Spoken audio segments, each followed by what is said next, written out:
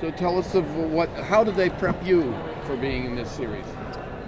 I really didn't get a lot of prep. I mean, the most, when I auditioned, I didn't know what I was auditioning for. It was a fake scene.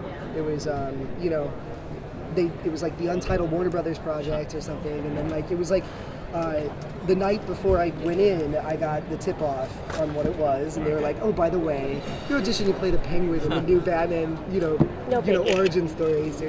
So it's like, okay, but at that point, I was fully prepared, and I just went in and did what I did, and and it worked out. And then I have to say, in terms of preparation, I'm so lucky. The scripts that Bruno writes and the world that he's created along with Danny Cannon, it's just so fully realized that it's just all there in front of me. You know what I mean?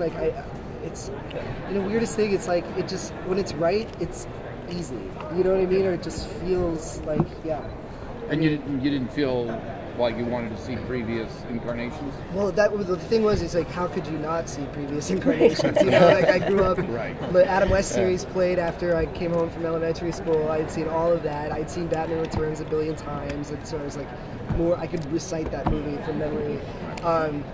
But and I knew from the script that they were going in just a totally different direction.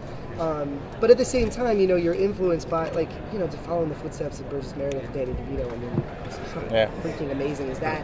And then the one thing that they both brought to it was just that sense of fun, which can be hard because it's a dark world and you're playing a villain and you don't, you want to bring that with you. So that's definitely what I took away from their performances, and I'm trying to bring it into this, it's a process.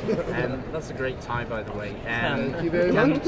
Your character hates being called Penguin, but will we see Oswald embrace the name as the season progresses? Very take much on so. That moniker? Yeah, well, and I think that's one of the pivotal moments in the first episode is, for me personally, since he was a child, he'd been called Penguin, and that was, very hurtful, and, he was a victim of bullying, and and a lot of it was centered around his appearance and his interests and all of his, eccentricities.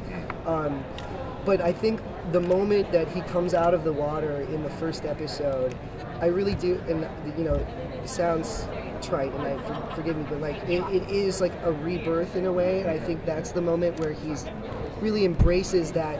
It's when you embrace, the thing that you hate the most, you take the power away from it and you take it on yourself. And I think that's him just sort of harnessing that power and okay, you're going to call me a penguin, then I'm the freaking penguin, and here, let's go. You know what I mean? You'll be sorry for exactly, right, exactly. And that's, propels him into the rest of the series. So. Was it cold? Which part? Just the water. The water? Well, let's do a little short one. Thankfully, we shot all of the all of the water stuff was inside, and they kept it bath temperature, which was nice. But hopefully I sold it. A little shiver going on or something. About the mannerisms, did you spend a lot of time once you knew you were going to be a penguin? Did you spend quite a lot of time developing the mannerisms and kind of accentuating them? After you been in the water, so you come across as a slightly kind of accentuated version of the previous character. Yeah, I mean, that was definitely part of the work that went into it, and one of the best things about in regards to his walk. Yes. What I love about it is that it's an actual injury. It's something that we see established, and it's something that like this whole show is doing is bringing some reality into this fantastic world. So it's not just two-dimensional characters. No. And so I was hobbling around the apartment like a moron, working on it and making sure it looked good. And then Danny was there to help make it more natural and organic. So yeah.